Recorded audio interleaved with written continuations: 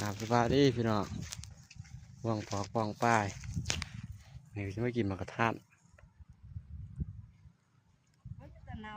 ย่างมากเป็นคนหนาฮัก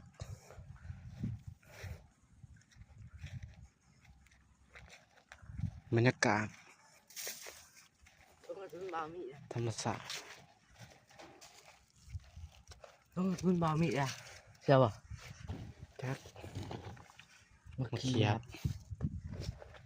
งามพี่น้อง ของยาธรรมศาสตร์นะ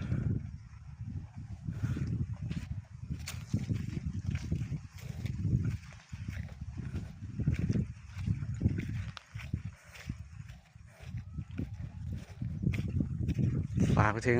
หมอเยินก็หมอคาไปนะอย่างหมอหิงเนาะ